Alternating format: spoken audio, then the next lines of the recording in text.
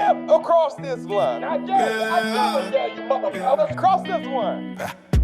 Electric sparking wires exposed. Scrota cuts deep where the truth erodes. Rebel in the trenches, voice explode. This the HLS, the code overload. This is your topic, bro. This is religion and Oh shit. Oh, just crossing all lines today. Oh man. religion and politics. Are we recording yet? Yeah, we're already recording. All right, everybody, welcome to the HLS podcast. You know, we're here. We got a special guest today, but before we get started, we're gonna let Rebel do his thing. Really? It's like Go ahead, pre-intro DG. to the intro now.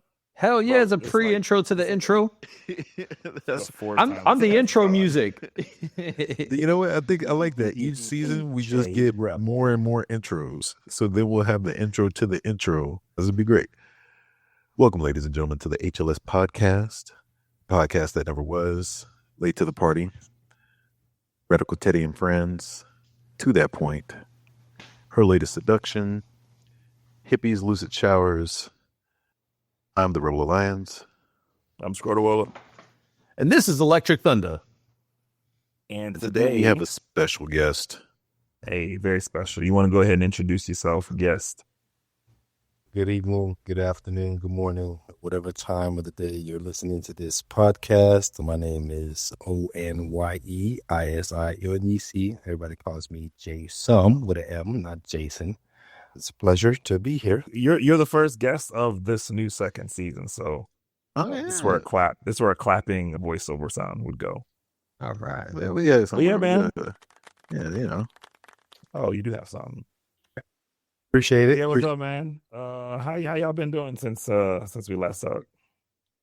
Life been life, and apparently, I feel like we missed a whole week. Bro, my legs are so sore. I went gymming. I went to the gym with Electrik, and And you're still yeah. alive? It was cool, but like Electrik abandons people in the gym. He just like walks away. So I'm like, all right, you know what, man? Some people need a hand holding. I'm one of them people. You know what I'm saying? The last time I went to the gym with an actually strong person, I wound up pulling a muscle because they were like, I remember. "You can do it." Overall, it was a positive experience. Overall, it was a positive experience, man. But yeah. I just want to clear that up, though. I wasn't leaving you behind. We were on our last rep. I told you to finish your rep. I would walk away to get our next set of equipment before someone else jumps on it. Ooh, Wow. So that's thoughtful.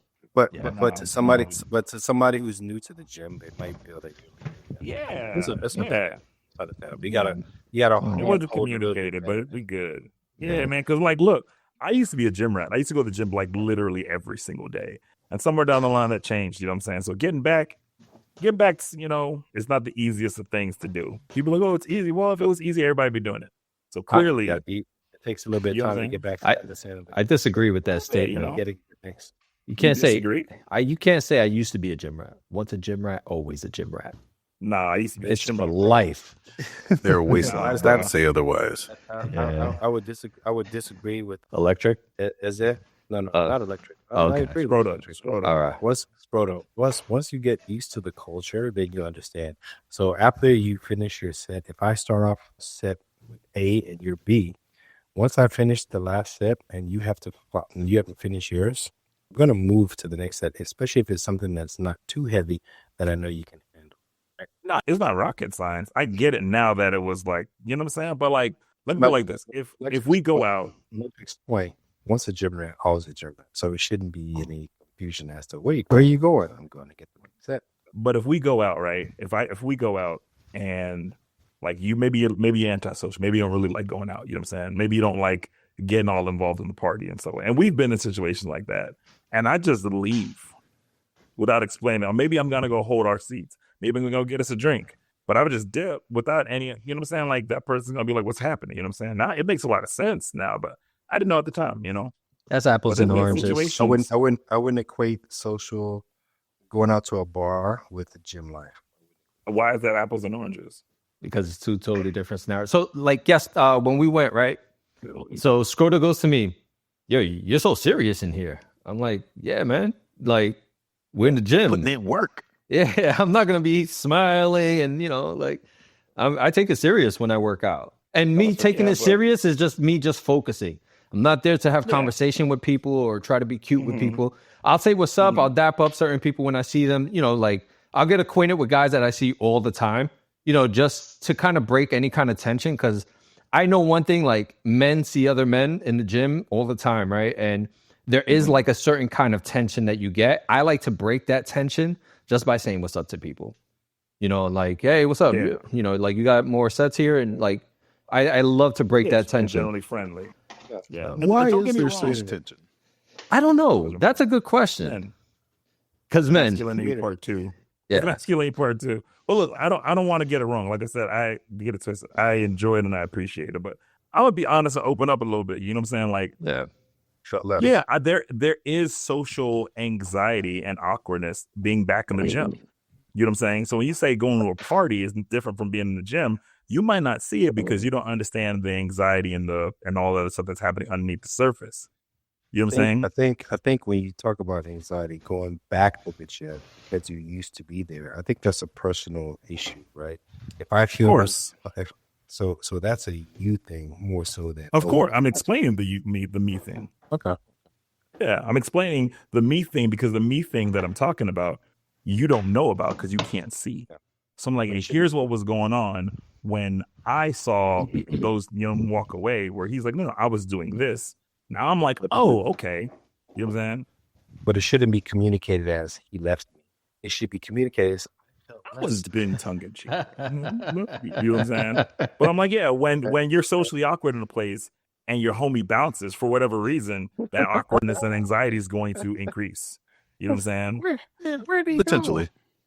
I mean, at the same time, the same way Jaysome was saying, it's not like places where you've been like awkward and off to the side, and we were trying to get you. You know what I'm saying? Like, come on, man, this ain't foreign. Yeah. No. Has he ever abandoned you though? Has he ever dipped and gone home and been like, oh, isn't that a Irish exit or something? I do that all the time. But being socially awkward and then your friends being comfortable doesn't equate to they left me. It's like, oh man, it's a you thing. I don't blame him for leaving me. Like I said, but the thing that Scrota is talking about, I'm pretty sure a lot of people go through it when they start the gym. Because I'm just being a pain in the ass just by like busting his chops right now. But I do know it's a thing. Yeah, we're shooting a shit, but like, there's something. You know what I'm saying? But there's a lot of people, and there's probably a lot of listeners right now that probably feel the same way when they go into a gym. This is not everybody, but this is a lot of people that,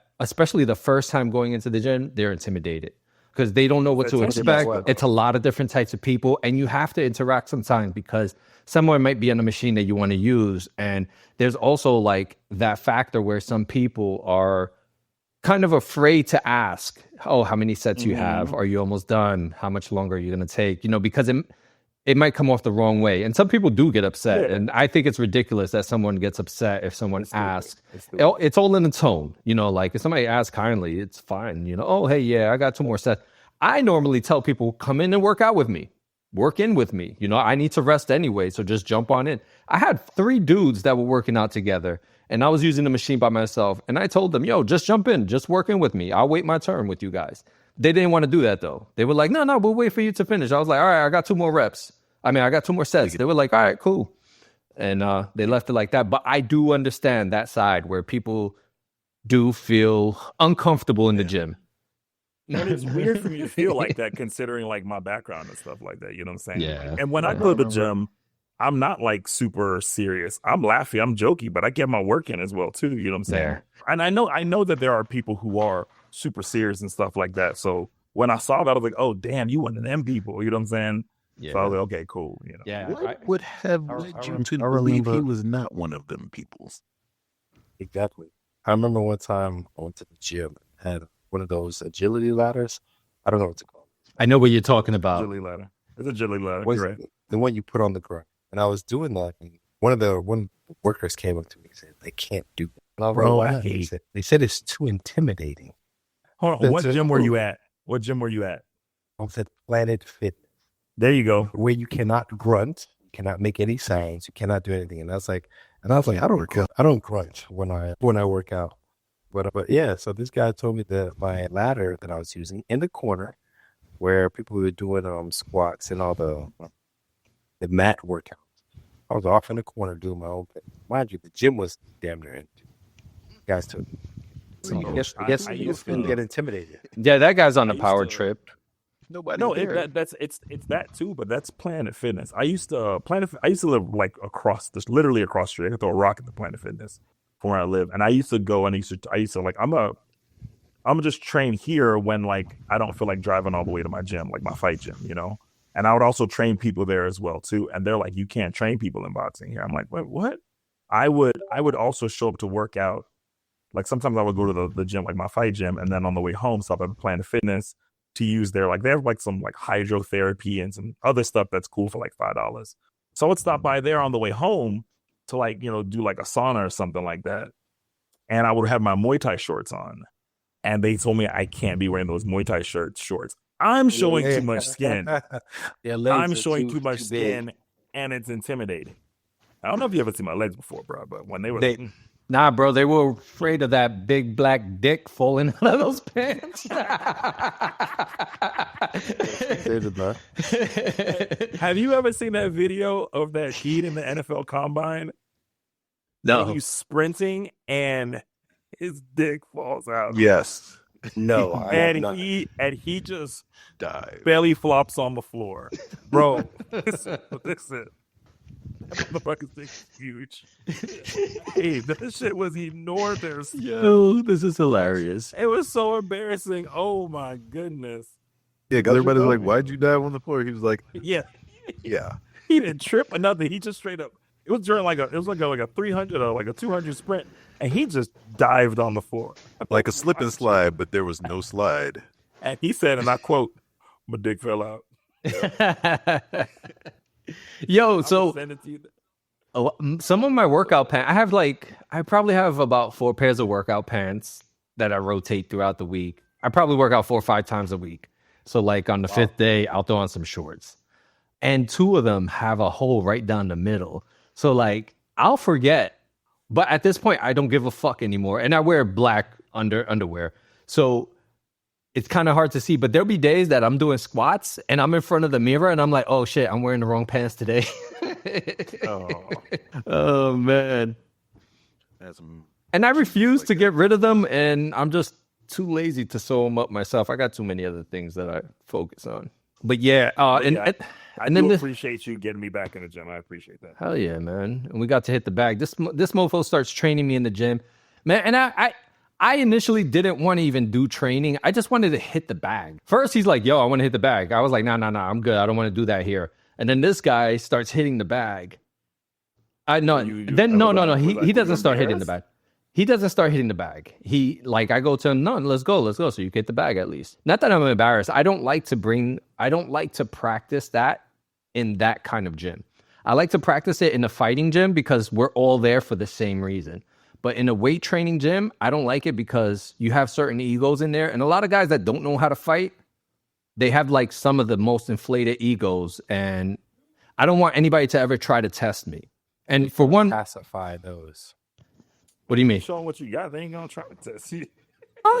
Some people are some people are just stupid enough, even if they see a good fight. I mean, think about all the people that approach UFC fighters and get knocked out. You're right. You know, I would see it regularly. We would do bets on people like that in the gym. I'm telling you, see how many people were like, I could take a gorilla earlier this year. Exactly. So that I don't like training in a gym like that. You know, I see guys do it, and sometimes I watch the guys that train there, and you know, like I'll assess them. I'm like, all right, this guy's good. Like the guy that we met yesterday, that guy is really good, and like he's not just good training on the bag. I've watched how he trains. He doesn't just train throwing strikes. Like he does a lot of footwork training. Whoever this guy has to fight in the street fight, he's gonna give them a master class of fucking footwork. So it's gonna be that person's bad night. That's like my number one thing is footwork, bro. Like it's not about just hitting that bag as hard as you can. It's about regulating your breathing. It's about making sure you're conserving your energy, popping when you need to, and actually being able to move around when you're supposed to. Yeah. So. And then Scrota ends up showing me, he starts like doing things that I'm not accustomed to. So when if I hit a bag in a public place like that, I want to do what I already know how to do, what I have already good form, and I just continue working on that form till it gets better. But Scrota's like, let me teach you something new. Let me help you correct this.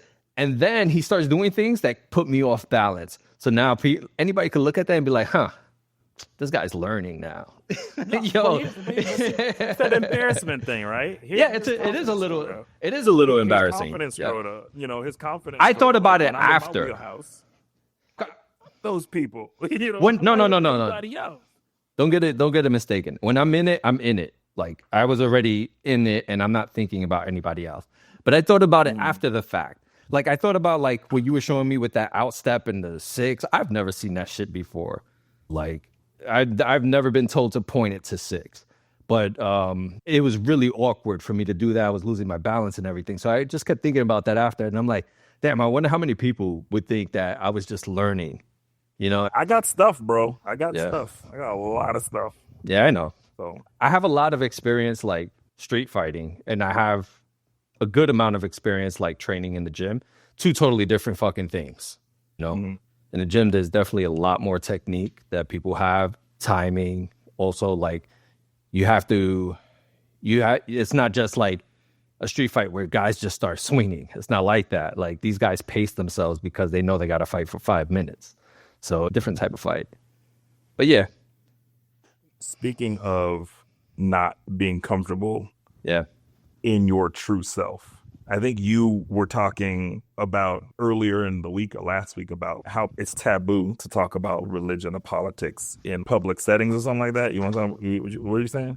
Yeah. So when we first started this show, we were having the discussion on like, what could we talk about? What should we not talk about? And I immediately was like, yo, religion and politics is off the table. So we could have that discussion tonight on why people do not like to talk about religion and politics. Well, I mean, what is that? Is that your stance? Because I don't mind talking about it. No, we could talk about why people do not talk about it. I don't mind talking about that, but I just don't want to get into talking about actual politics. You know, I find why the taboo. Well, they're taboo. Why is it taboo? I really understand the taboo better than us. I find them both to be divisive. And the reason why I say they're divisive is because I don't know if, as far as religion, I don't think religion was made to be divisive. But there are so many different religions, and religions, whichever religion you get into, most of the time, it's going to say our religion is the true religion and every other religion is not, right? So now people are fighting against each other, you know, like, because each person believes their religion is a true religion. I believe whatever you believe is what you're held to. If you believe, you get reincarnated. If you believe in nothing, you got nothing. Whatever the rules are that you believe, those are the rules you're held to. So we bend and shape the universe around us based off what we think. There you go. Interesting. I like that idea. That's a really cool idea, honestly. That would be great, right? Because maybe I think that I'm like Thor or something like that. I don't know. But I think my problem is that, like, no, it's not my problem. Like, I don't have a problem talking about those things, but knowing what I know now versus like what I knew when I was younger, it's that the divisiveness in politics is, I guess, a weapon. And when it's not just you, when you talked about it, well, you can correct me if I'm misrepresenting your stance wrong. I think you said something, and I've heard this from other people too, about like, I don't like how things are just Democrat and, you know, Democrats dunking on Republicans, Republicans dunking on Democrats, and back and forth and stuff like that, because it's like, it almost feels like it's football, but like, you know, where your home team is the best team regardless of what's happening. I think that what like the powers that be or whatever want is for us to whittle down politics to something so trivial and juvenile, right? Because I don't see politics as Democrat, Republican, or whatever. I see politics as a means to enforce like policy and the rules that govern like how we should be treating ourselves, right? And there is like an intentional intention to obfuscate what is really going on from what we think is going on.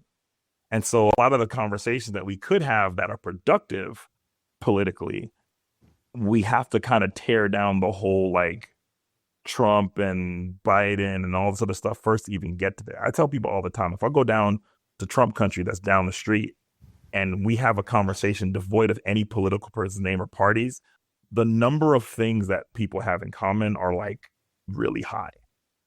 You do it all the time.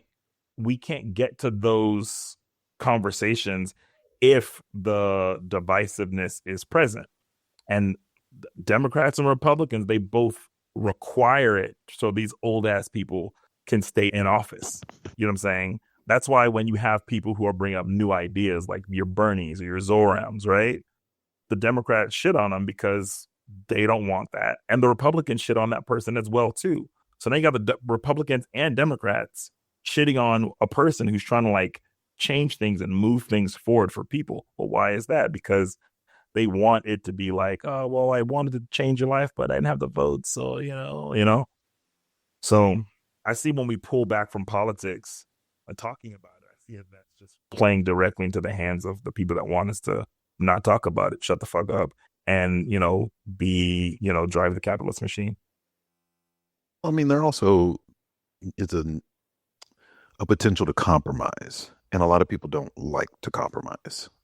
So you have someone that, like, for instance, you were saying, like, how often you are tempted to drive down to Trump country and talk to us. Like, well, you do all the I'm time. not tempted. I'm saying that this is theoretical. You could, but you take your kids to play sports, right? Mm-hmm. Everybody that's at those sports games is not on the same page politically.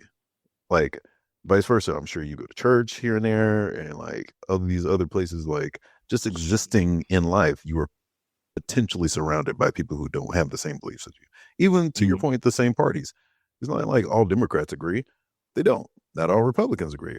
A lot of people are finding that out this year. But I will agree that the less we talk about it, the less likelihood we have to move forward. And that's why I don't have any problem talking about it, because at the end of the day, I can agree to disagree. It's like ordering a pizza. Some people want to put pineapple on a pizza, some people don't. But at the end of the day, what you going to do? Not eat ever for 4 years? You know? What's your take, Jason? Oh man, he's a sellout. He be chomping on that pineapple pizza even though he don't like it. So yeah, Electrik, what did you say your you want to kick this whole thing off? Yeah, what's your specifically? What's my take on this? Yeah. Take on what? Like, y'all said a lot. What's your hesitation to talk about politics? My so you don't want to talk. I'm like, wow. So my personality is I don't like arguing with people, man. So I feel like politics and religion are things where people are stuck in their ways. No matter what you tell them, no matter what facts you present to people, they will not change their ideology, right? They will not change those opinions that they have. Well, most people. I'm not going to say everybody. And even having a conversation, I'm not type to try to persuade anybody to think otherwise. You know, I don't want them to, I'm never really trying to change anybody's mind. It's like, I guess I have the mentality of live and let live. It's just as long as you're not out there hurting anybody. Yeah, but at the same time, it's not always sport. Politics and religion aren't the only places where there's disagreements. Apple and iPhone. I mean, Apple and Android. All right, but hear this though, right? So you think you can get fired from your job for a discussion over Apple or Android? Or would you get fired from your job over a discussion about depending on where you work? Right? Depending on where you work. And then there's sports teams, same thing. People have died over sports teams. People have died because of their sports team won. And they celebrated too hard. Like, shout out to the Eagles fans. I think the difference is that, like Electrik said, like you're not gonna get necessarily persecuted for your, I won't say sports beliefs. It doesn't affect your livelihood as widespread as like it does like with like certain politics. I do disagree that I think religion's one of them things that you rarely can change somebody's mind on. And that's why when some people play the religion card, like, okay, well, then that's it. Conversation's over. Like, you can't do anything. But I do think politics is something that if handled in the right way, you 100% can change people's minds and more people, because we see that happen regularly during the political cycle. Certain candidates that are more polarizing that do change people's minds and actually bring people over. It's just that those people are not celebrated because people don't want people to move over. Another thing is, you of all people, Electrik, should know the joys of trying to convince someone from New York City that New York City might not be the best city in the world. New York City versus everywhere. No, I don't got to convince anybody because I know New Yorkers think it is. I let people live in their delusions, man. But that's all there is to it. There's no problem talking about, all of these other topics if you are fine to come to that point of, you know what, I'm just going to let you believe what you want to believe. I was recently told by one person, but a few people have met me and they have mentioned how easygoing I am. And it must be age and like just everything I've been through in life that I just don't care anymore. I'm just like, I really don't care. Like apathy for the win. I don't care to change your mind. Like you can go on believing what the hell you want, like if you believe that you can drive over that cliff and your car will keep going, I'm going to warn you that it's not going to happen, but if you're going to do it, then go ahead. So if you don't mind those things, then why would you say like forgets for a person like, myself? Oh, you know why? Because Rebel, I like having a Jaysome. livelihood. I don't want to get into any discussions where, possibly it could blow up in our faces. I like my job. This isn't a live show, bro. This isn't a live show. Listen, we have edited out so much. So much. Oh, man. All right. Habitual line steppers, we just erased the line. I think the difficult part for me is that centrist position of I'm just here, you know what I'm saying, live and let live, let people just do their thing is cool. But when like a community is voting in a way that like is gonna affect my livelihood and what is violent, we talked about that Ezra Klein thing. We talk about political violence against like black folks. It's no longer just a live and let live thing. And when people start realizing that politics is so pervasive and it like literally affects we had issues where we talked about here, we talked about gambling, we talked about addiction, you talk about scams. A lot of those things have political arms. You know what I mean? Yeah. And so it's like, how can you talk about something without talking about the political origins of where that came from? You know what I'm saying? Well, that's part of it, is people don't know history. Like some of these things where it's like, oh, this disease is making a comeback because the people now have never experienced it and don't understand why the past generation was so hyped to vaccinate against it and like eradicate it. So now it's like talking about the boogeyman. Your kids don't know what the boogeyman is until you tell them what the boogeyman is. And then they're like, oh, I'm afraid of the boogeyman. But if you never talk about the boogeyman and somebody's like, oh, the boogeyman, they're like, who's that? We got damn measles in California now, bro. Like, come on, man. Yeah. But that's what I'm saying. Like, until you know the danger, you can't be afraid of the danger and then want to get rid of the danger. So it's mythical to them. That disease is mythical. You know what I mean? Remember how long people were like, COVID's not a thing. There are people who still think COVID is not a thing. Meanwhile, there are other folks who like, smell. What was that? I got friends who still can't smell. Yeah, exactly. Oh, not to wait, mention, wait. Hold on. R2D2 over here. I could not hear any Yo, of that. yeah. Your mic really was like, plug your mic and plug it back in. We heard the ones and zeros and everything. I'm not on Worse. Stand on top of the router. He tried to go across. He said stand on top of the router. Yeah, you human again. Oh no. I said I have folks who still can't smell to this day. That's crazy. But that to that. Wait a minute. Like, you can smell if you wanted to. It's like, bruh. So that's not how it Rebel, works. are you saying that COVID is still a thing? Well, COVID has blended into just, oh, you got the flu. Yeah. Yeah. I mean, you might die from this, but you'll be all right. I mean, can't you die from the flu also? Yep. You absolutely can die from it. People regularly do. I thought I almost died from it when that swine flu came out. That shit. So I took the flu vaccine, right? When the swine flu came out. Okay. Bro, like a day later, I got hit with the worst flu I've ever felt in my life. I thought I was going to die. I was stuck in my room for like 3 days. I did not leave. And my roommates thought that I was dead. She walked into the room and she screamed when she saw me in bed. And then I was like, yo, relax. And then she was like, we have not seen you in 2 days. And we didn't know. When did you come in? I was like, I've been here the whole time. She's like, we have not seen you. And then they made me soup and got me water. Bro, I had that swine flu in grad school. That thing was bad. That is probably the sickest I'd ever been.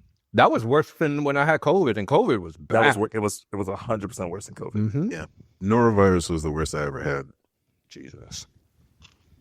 Yeah. Somebody just had that recently. Yep. Who was it? I would say me, but my wife would be like, she'd roll eyes. So Yeah.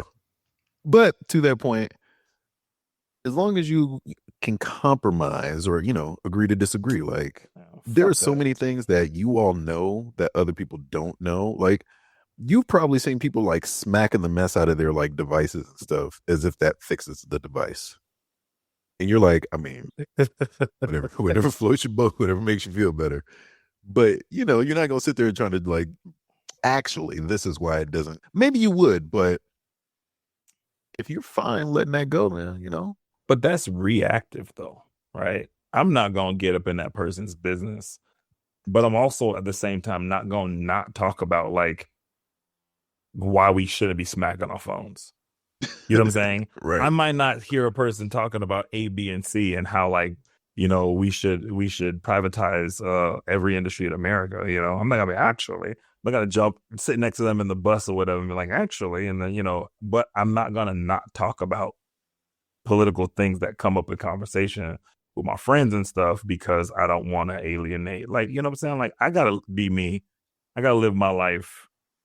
Jaysome has a friend that is that's a supporter of some really wild beliefs, and sometimes I just like talking to that person, not to change their mind, but it's more of an exercise to kind of see like how much do I know, how much am I able to like bring ideas off the top of my head, how much am I able to like deconstruct arguments and stuff like that. Now, at a certain point in time, I stopped giving a fuck because I realized it's useless, or I've used up all the use out of it. Welcome to the dark side. I don't want to stop. No, but I don't want to stop talking about stuff just because it makes other people uncomfortable. Right. You know what I'm saying? And you never know. You might say that one thing that changes someone's concept of, how they see the world. I will never forget my friend, actually our friend. I mean, actually he's all of our friend now because we all know him. But he was the one that like got me to stop wearing my shoes in the house because he was like, you go to the bathroom at our school. Do you really want to walk around with that in your house? And I was like, ugh. We were talking about that just today. Never again. Yeah. And so it's funny because we just went to his house and then this man walk outside barefoot and then walk back in his house. Like, bro, that's even worse. You can't take your feet off. People's minds change, man. What can Definitely you say? can't. Well, some people can. And it's just about how you talk about it. Let me not go. I had a friend that said that elaborate. COVID-19 vaccination was the mark of the beast. Oh, yeah? Let's talk about it. Cool. No, let's not. Yeah, it's like that the Curtis Mayfield song then for them. If there's a hell below, we're all gonna go. That's where Kanye got the N-word quote that he says in Jesus Walks. Oh, can you say it? No, it's literally just the N-word that gets shouted. Can you say it? I could. I'll say it with you. No, but just to kind of circle back, we had what was called the rise of the religious right. Like, for the longest in this country, religion and politics were completely separate. But after the Southern switch, they started realizing that the conservative wing of American politics needed a new block in order to ensure that they would actually have a better chance at like maintaining power. So they went into churches, and churches would be like, we do not participate. Really religious people didn't even really vote. They went in and they took their conservative platform, and this is all documented. This is not conjecture. And like convinced that this is like the way that you can serve God and the way that you can truly live your life as a Judeo-Christian American is one of the best things you could do is to vote. And that's how the Christian right was born. It's like 50 years old. It's not old at all. And when we talk about why is it taboo to talk about religion and politics, we got to realize that also that those two things are very much intertwined in America. Right. At least, I mean, I'm sure it is in other countries as well, too, but I don't live in other countries. But those things are intertwined. And so I don't talk about religion. I don't talk about politics. But those are the two things that people believe in a lot. And those are also, in my opinion, two of the biggest vehicles for change in someone's life. Religion can absolutely change someone's life in the direction of their life. Politics and the way that your immediate community is governed can change people's lives. But some people don't want there to be any change. And so religion's that one decisive thing that you can slap on the table and people are like, I gotta respect that religion. They'll back off of it. You know what I'm saying? But if your religion is tied to your politics and your politics is tied to the religion, then that block is sealed. And we have that block. We're done. We're good. You know what I'm saying? I feel like they still stole that idea of bringing, because you just said it was 50 years old. And I was like, 50? Don't quote me on that, but yeah. I'm like, but the Southern Christian Leadership Conference, was trying to give black folks to vote before that. So I'm like, that is gentrified, bringing religion into politics, man. No, absolutely, dude. Ain't this something? We can't have religion. Anything. Religion and politics was a very big vehicle for change in the civil rights movement. Exactly. And that's why I'm what did they do? And what did the government do to black churches? Oh, yeah. Yeah. And again, part of the reason why is like, if you know your history, then you understand why some things are the way that they are in terms of how certain folks vote. I told my little brother the other day, yeah, college didn't used to cost money, bro. He's like, what? I said, yeah, Popular College was just free. Yeah. He's like, what? Yeah. He said, who messed that up? I said, take a guess. Yep. Oh, that's what always pisses me off when folks are like, oh, the party of Lincoln. I'm like, Lincoln didn't agree with you. Like, you missed a whole chunk of politics. Again, part of the reason why these things are so intransient is because of folks' refusal to learn. I mean, look at how school is now. We could throw a throwback to last season. People don't celebrate knowledge. Yeah, that's true. So that is true. How you gonna change minds if people don't want to learn? If somebody's going down a dead end street and you're like, hey, that's a dead end street, you got to come out this way if you want to exit, and they're like, I'm gonna show you. Hey, sometimes you just gotta let them learn. Some people are hard headed though, and they're just gonna set up shop there and be like, you know what, I live here now. Yeah, yeah, yeah. That's one bad. I can't go back. They're gonna laugh at me when I go back. Yep. I will say that there's a pivotal moment for me where I became woke, right? Like I started actually paying more attention to politics. I actually started caring and actually started seeing how it was prevalent in like my world. My father, he was sick at the time. He was in the hospital, and my brother and I went to go visit him. And it was kind of a shock because although like it was a pretty standard procedure, it was still scary that he had to go to the hospital and get an operation. And so we went over there to drop him off lunch or something, I don't remember what it was. And he was like, hey man, do y'all know what happened in Ohio the other day? And I was like, no. And he asked my brother, and my brother was like, no. And he just shook his head. And he looked at us and he said, when are you gonna grow up? And that hurt real bad. I said, what happened? He said, go figure it out. Very, very much my dad's style. Apparently, he was talking about Obama winning the primary in Ohio. Not Iowa, sorry, Iowa. Oh, even better. And Iowa, if you know about the Iowa caucuses, if you win that one, that sets you up in line to be the front runner. A black person's never done that before. This is historical, blah, blah, blah, blah, blah. And that sat with me for a while. It sat with me so bad that I said, I got to like figure out how to like make politics and like world history interesting to me. And that is actually why I started Afro Thought Rebel. Oh, Because if I started a website that we talked about like current events, politics, dating and relationships, it would force me to read. It would force me to like start looking at more stuff. But for me, I was that person who was like, man, I ain't worry about that. I'm just going, I'll vote, blue, and then, it doesn't really matter and all this other stuff. But I think that once I actually started like leaning into the stuff, history is so interesting. it's so interesting.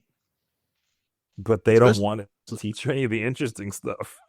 But you know what it is though? Yeah. I think it's because of the tone. Like if you watch C-SPAN, it seems super boring unless you really watch it, and then you're like, wait a minute, I'm not they watching. just threw shade. Oh, they messy. But you have to like understand what's going on to like put 2 and 2 together and realize like, yo, they are petty and they throwing shade. And like all this is happening and it's actually interesting because What are you saying, Easy? Oh, sorry, the boring way. You were saying something, Easy? Who, me? No, I'm just saying. Oh, I thought you were saying something. My bad. No. Hey guys, we gotta leave room for him to have conversation also. So we were just doing. We were opening it up. Project. Okay. Oh, my apologies. I was listening. There was some good. It happens. Yeah. Okay. Electrik does the same thing, and then it's like I couldn't get a word in. It was like, first off, we stopped I talking. asked you like 6 times. What do you think? You said, I'm engaged. I'm over here listening with my listening ears. I'm like, okay. yeah. What would you say would get you more interested or less cautious about talking about politics? Are you just about talking about politics? No, I mean, when it comes to politics, so politics. Let's talk about politics before we branch off into religion. So politics, I think it's very important to know that there's politics in everything. I lost my job because of politics. I was working at a chemical company at a turnaround. And turnaround, for those that don't know, is when you shut off half of your facility so that you can do maintenance on that half. And there's some planning that goes in. That's involved in doing that. So it's something that's orchestrated over a couple of weeks before you actually shut down. Sometimes you have a shutdown that's for a week, 3 weeks, a month, so forth and so on. So during this shutdown period, I was following some valves to a calibration show. Hold on. Also, go sit on your router again. Go sit on top of your router and keep your phone and your microphone inside your Right. mouth. Whatever you're doing, stop moving, bro. Like, Yeah. Look, man, I'm on a comfortable couch. Now I got to sit up and look. You guys hear me now? The guy that was doing the calibration, he's a military guy. And we were talking about the military. He's a Navy guy. He's a Navy guy. So we were talking about the Navy. And he's like, hey, man, boss, he's Air Force. We got a position open. So, long story short, in the process of following these valves for this current company that I work for, this guy offered me a job at his company. I was like, sure. Wife was pregnant. It allowed me a little more flexibility. And I was like, cool. But anyway, so there was this one guy. He was a older Caucasian guy. And he used to work for the company. And then he branched off and started a third-party company that the company needs his assistance. Long story short, this guy was the big man on campus. Yeah. And my boss, who I was working in his old position, we were working together. Anyway, long story short, I got the old white man upset because I didn't involve him in everything that I was doing. He was not part of the company, but he was a part of the company, if you get what I'm saying. So when I had a couple of meetings with some clients just to make sure that I understand what services we're providing for them, I didn't involve him in the meeting. And one of those clients was his buddy. So the next day, actually not even the next day, that evening, get a call from this older gentleman who's not even a part of the company. He's a third party. And he's like, why did you have the meeting and didn't call me? And I was like, what? And mind you, it's 7:00 at night. This guy is calling me, chastising me. And I'm like feeling I was shaking because I was like, I got to talk. I got to speak professionally. I can't use my Southwest Houston, Texas voice. My RN voice. My YN voice. So I told him, I said, no, no, I was just having. He said, don't be coy with me. This guy said, don't be coy with me. Anyway, I thought I pacified the situation. Got off the phone. The next morning, HR is calling me. What happened? What happened? What happened? And then fast forward, the VP comes down from Indianapolis, and I'm thinking he's coming down to give me a evaluation for this mid-year. Nope. Calls me into the office. My boss, who we work step in step. He called me in the office, and I'm like, okay, what's going on? My boss, the VP of the company, and I have my notepad ready to take notes. And he's like, yeah, we haven't been doing what we need to do. I was like, what are you talking about? My boss couldn't, he didn't have his poker face. So because he started to fold, the VP jumped in and said, hey, we need some change. We need change. And I was like, what are you talking about? Mind you, we've been in the office, closed door for about 6 minutes. And then they said, I have Jesse from HR. And I was like, what? I have Jesse from HR. Long story short, they gave me the axe. Why? Because there was politics involved, right? You need to know who the bigger players are.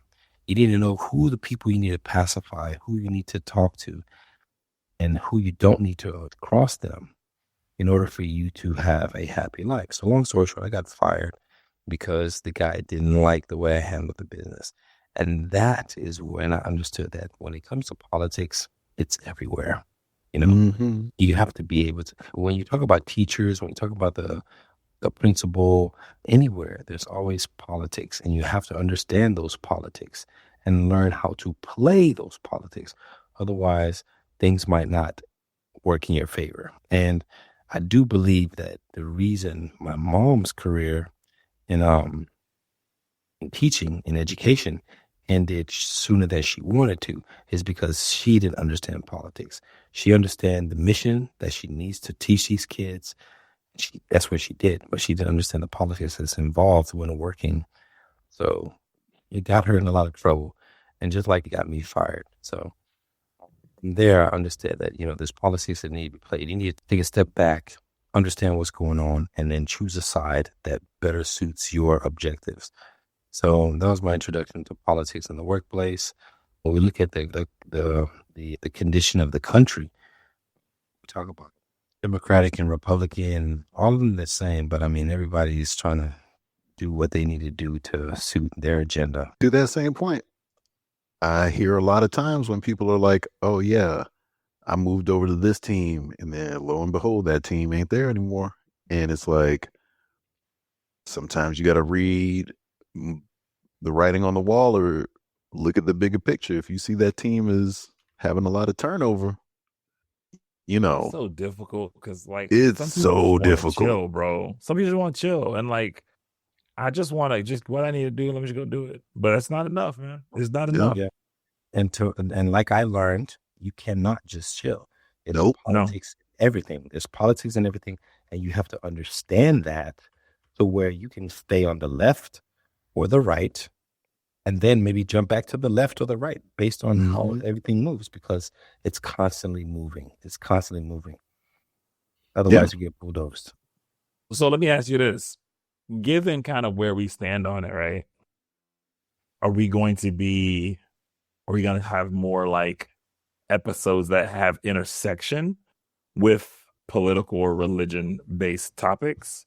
Or are we going to avoid it like the plague? No, we can discuss them. My opinion is we can discuss them. I just don't want it to get to the point where we're talking on one side and it divides people. I think in our world, in social media, we have way too much of that. And, I'm pretty sure we have listeners that are on both sides of the political spectrum. I think unfortunately, in the current climate that we are in the United States of America, when you talk about politics and you talk about religion, those are two very polarizing topics that some people are very passionate about, and it definitely creates divide. Yep. A lot of these campaigns in the past 3-4 years have been ran solely on religion and politics. I think this country is by far divided worse than it has ever been, to where you don't even want to hear what the opposition or what someone, not even the opposition, I don't even call them the opposition. You don't even want to hear what someone else has to say because of the color of where they stand. It's red or blue. It's Christian or non-Christian. So, I mean, it doesn't allow for communication. It doesn't allow for understanding. It doesn't allow for anything. It just creates divide. And it's just horrible. It's just bad. But we should ask why. We should ask why. Yeah, because I don't necessarily agree with all of that. I easily understand people who they hear someone's on a certain side and they're like, you know what? I'm not even going to talk, because they understand in order for that person to be on that side, there are things that they believe that they know they disagree with, and you're not going to convince them otherwise. So what's the point of even starting? Now, granted, if you do polls across the nation, like supposedly 70% of us agree on most of the same things, but that last 30% is probably just the little part that we're not going to agree on. We're possibly not ever going to agree on, unless But that's huge, though. We have so much data that says most key issues, about 70% of the country agrees on. We're on the same page. But that doesn't play out in our. How can I get you to vote for? It doesn't. How can I get you to vote for me for what you want? Yeah, exactly. If we both say we agree the same thing, because then what winds up happening is there people are like, man, both these do the same. I'm not gonna vote for either one of them. You're like, oh, okay. Your protest vote isn't doing what you think it's doing. Your protest vote doesn't do what you think it does. But that's, to me, the much more interesting question is why. And I know the conspiracy theorists, there's so much information with what's actually happening that we don't need conspiracy theory. You know what I'm saying? You want to follow the money, and you find so much, just a wealth of information and history, and you have answers to these why, right? These why questions. Them things is interesting. Yeah. So.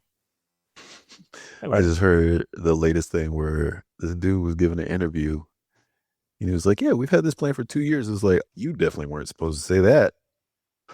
It's like, they're interviewing you right now because something just happened. You cannot say we've had this plan for 2 years, because that means you planned for all this bad to happen. I was talking to my father-in-law, and he said America's really great at pretending they can end wars they created. Right. I was like, yo. Mission accomplished.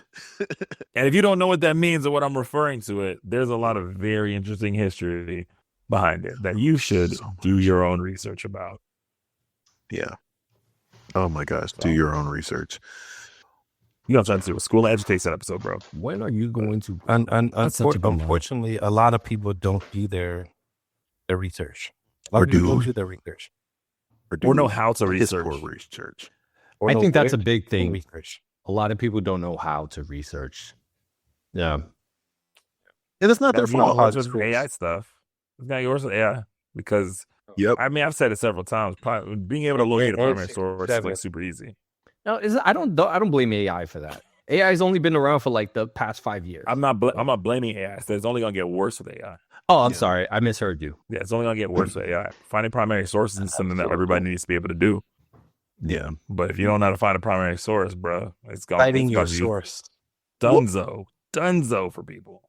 Also, the fact that some official sources are getting changed, so it's hard to really knock folks if they go to this website that used to have the answer and that answer has been removed. We ain't talking about them people, bro. I know, but Well, think about the younger folks, where it's like, you know, some of us were old enough to be there or remember, like, I remember when this person said this. Now they're saying this is not what they said. It's like, but I remember you saying a clip. I saw a clip of Martin Luther King saying 6'7", and to you know, and Scrota's point, yeah, AI is gonna be. If you don't learn about AI, you're not gonna know what is real, what is not. Exactly, which is part of the point. Yep. There was some dude that he just got, you know, he had to remove himself from a nomination for a high position. But in his apology, it was in this age of AI. It was like there was a certain somebody saying somebody saying fake news a while ago, and exactly now that we have this AI stuff. Everything is fake news, even if you said it on live TV, it's fake. So, as far as finding real sources of information, it's going to be hard. So how would you go about, like, with if they have, like, you know, a lot of times you'd be like, you know, a recording from like a meeting that somebody had or had a hot mic on. How'd you go about knowing if that was a real recording that somebody actually said? God, Jesus, Allah, Jehovah, Ahmadiyah. Yo, you've seen these Zora videos. They say believe half of what you see. So believe none of what you see and half of what you see. It's just tough. It's world we're living in. It's just fake. Everything is fake. Electrik. Everything is fake. I mean, I stopped believing in things a long time ago. For a very long time, I always thought, how can people be so convinced and tricked into believing the things that we are seeing on the news? Very good question. Do you mind if I take a stab at it? Go for it. I think with the news, you say it enough, they'll believe you. And now you have the ability to create images that reinforce what you say. It's a done deal. We're cooked. Like my kids say, we're cooked. I think that this conversation went circular. I think that it's easy for people to be convinced that something's going on if they don't have or engage in the process themselves. If I don't talk about what the Democrats are doing versus what the Republicans are doing, then I don't know what either person's doing.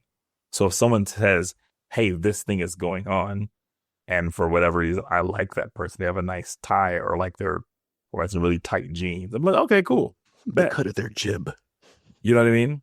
It looks like I can have a beer with him. I'm going to vote for him. That's the type of stuff we go off of without that information. The only way to get that information is to have discourse. You don't have discourse, you can't have that information. You know? And so you're at that's why your parents always like read. If you don't read, if you don't like try to expand your knowledge and have discourse and, you know, interactions with other people, you are at the feet of the media you receive. And this social media like climate, like we talked about last episode, it's all about building echo chambers. Whatever you think is going to get reinforced through selection bias, survivorship bias, all kinds of bias. And then you're just going to believe it because it's just the easier thing to do. You don't have enough worldly experience or have enough conversations or information to be like, wait a minute, that doesn't sound right.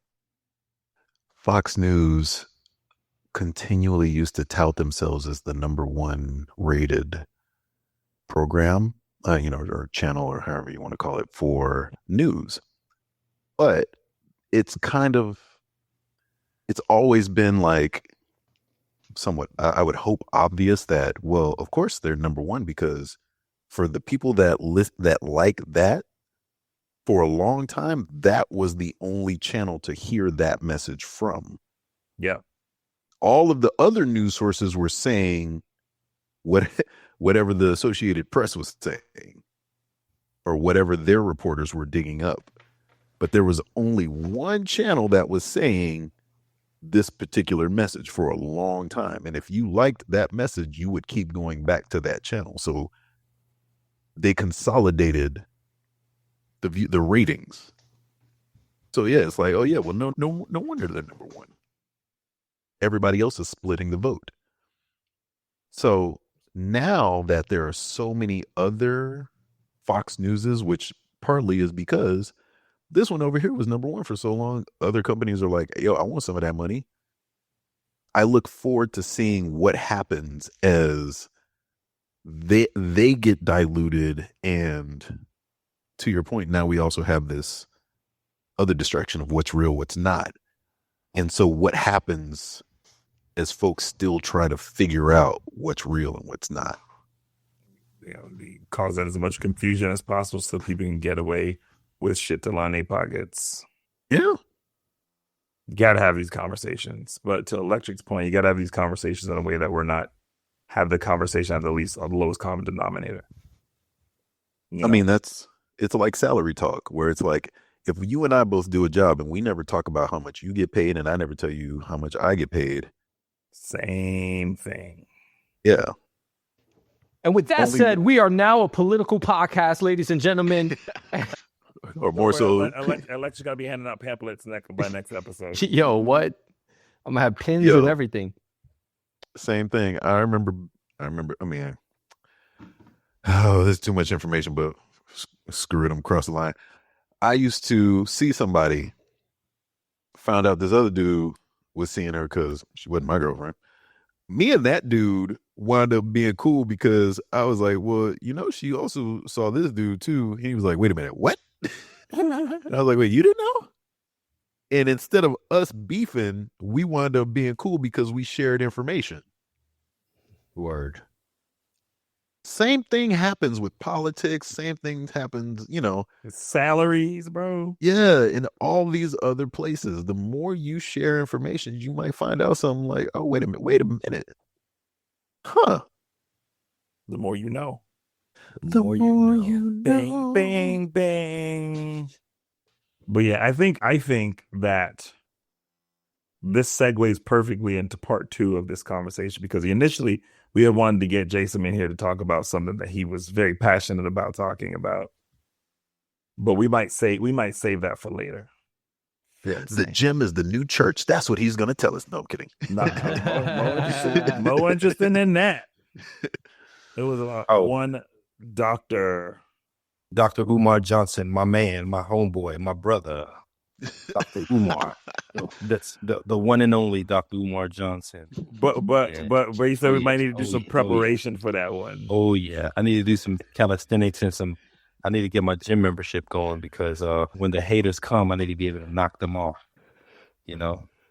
Interesting. So very interesting. I'm so fascinated by what would be said. Yeah. What will be said. It's all a matter of time, baby. It's all a matter of time. Just the revolution will not be televised. Will not be televised, bro. Because it's going to be a podcast. It'll be a podcast. That's right. That's right. You heard it here, folks. The revolution is on the HLS podcast. Rebel, take us out, bro. I was waiting for folks to connect the dots. Revolution, rebel. Anyway, this is the HLS podcast. Late to the party. To that point. Radical Teddy and friends. Damn, bitch, you tired? Who? You huffing and puffing. That's what he's You huffing and puffing to that motherfucker.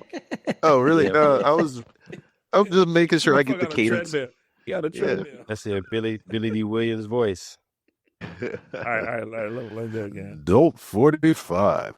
Anyway, I am the Rebel Alliance. I'm Scrota. And this is Electrik Thunder, along with special guest Jaysome. That's me. Yeah. That felt so anticlimactic. Yeah. Well, regardless, leave your thoughts, feedback, and prayers. Questions, and yes, thoughts and prayers. And we'll see you next time. Yeah. And once again, I'd like to thank you guys for allowing me to come on this podcast and just chop it up with you guys, man. You guys are doing a great job. So I look forward to being back. Word. You got anything you want to promote? Anything you want to plug? Yeah. This is the you set. This is the you plug section. Yeah. At the present moment, no, I don't. But okay. man, I'll definitely come better prepared next time. All right. Yeah.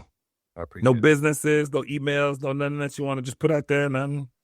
I do have Onyeisi Designs, Onyeisi Designs. You can find me on Instagram. I do native Nigerian traditional wear. I've got a couple other things that are in the making, so I'll definitely send a shout out once those are developed. But once again, you can find me at Onyeisi Designs, DESIGNES. Oops, I messed that up completely. Watch the space. So yeah, that's all I got. Awesome. Thanks again for coming through, man. All right, y'all. Catch you on the next episode. Thank you for listening. We love you guys. Please like, subscribe, share, all that good stuff. Comment if there is a comment section. Yeah, man. That all helps us out. We want to keep doing this for y'all. Later.